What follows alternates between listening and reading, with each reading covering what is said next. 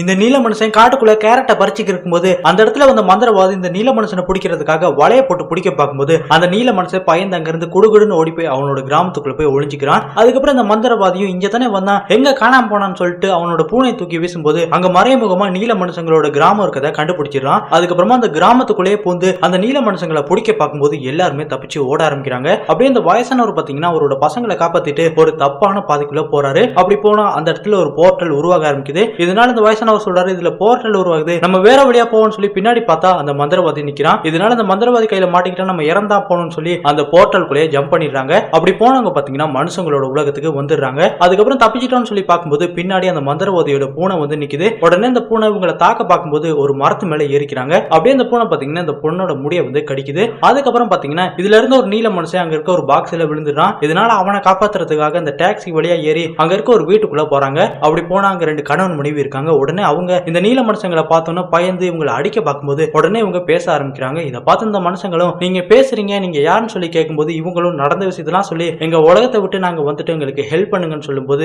அந்த பையனும் சரிங்கிறான். இந்த பக்கமா அந்த மந்திரவாதி அவனோட பூனை கிட்ட சொல்றான், அந்த நீல மனுஷங்களோட ட்ரெஸ் சரி கிடைச்சிருந்தா அவங்க இருக்க இடத்த கண்டுபிடிக்க முடியும்னு சொல்லும்போது உடனே அந்த பூனை அது முழுங்கின அந்த முடியை கக்கி கொடுக்குது. அதை வச்சு பாத்தீங்கன்னா அந்த மந்திரவாதி இவங்க இருக்க இடத்தையுமே கண்டுபிடிச்சிடறான். அதுக்கப்புறமா அந்த வயசானவர் அந்த பையன் கிட்ட சொல்றாரு, நாங்க இங்க இருந்து எங்க உலகத்துக்கு போறதுக்கு முழு மூணு உருவாகணும், அப்பதான் போர்ட்டல் உருவாகும், அது மூலியமா தான் நாங்க போகணும், எங்களுக்கு தேவையான பொருட்கள் வேணும்னு சொல்லும்போது அந்த பையனும் சரின்னு சொல்லி அவங்களுக்கு தேவையான எல்லா பொருட்களையுமே எடுத்து கொடுக்க ஆரம்பிக்கிறான். இந்த பக்கமா அந்த வயசானவன் அவங்க இருக்க அந்த பில்டிங்கையுமே கண்டுபிடிச்சு அந்த பில்டிங் குள்ள போக பார்க்கும்போது அங்க இருக்க கார்டெல்லாம் உன்னை தடுக்க பார்க்கும்போது உடனே ஒரு வயசான அம்மாவை வந்து இவன் இளமையா மாத்திடுறான். இதை பார்த்து அந்த வயசான அம்மாவோட பொண்ணு, எப்படி இதை பண்ணீங்க, என்னையும் இந்த மாதிரி நீங்க மாத்தணும்னு சொல்லும்போது இந்த வயசானவன் சொல்றான், அப்படின்னா நான் கேட்கறதெல்லாம் நீ பண்ணி கொடுக்கணும்னு சொல்லும்போது அந்த பொண்ணு சரிங்கிறா. அதுக்கப்புறமா ஒரு இடத்த விலை கொடுத்து வாங்கி அதுல பாத்தீங்கன்னா மந்திர போசனை தயார் பண்ண ஆரம்பிக்கிறான். இந்த பக்கமா இவங்க ஒரு கடையில போய் இருக்கும்போது அந்த இடத்துல அந்த மந்திரவாதி வந்துடுறான். உடனே பாத்தீங்கன்னா அந்த வயசானவர் அவங்க பசங்க எல்லாத்தையுமே காப்பாத்தி இன்னைக்கு ராத்திரி போர்ட்டல் உருவாகும், அது வழியா தப்பிச்சு போயிருங்க, எனக்காக நீங்க யாரும் வராதீங்கன்னு சொல்லி அவங்களை அனுப்பிடுறாரு. அதுக்கப்புறம் அந்த மந்திரவாதியும் பாத்தீங்கன்னா அந்த வயசானவரை பிடிச்சி அவரோட தாடி முடியை எடுத்து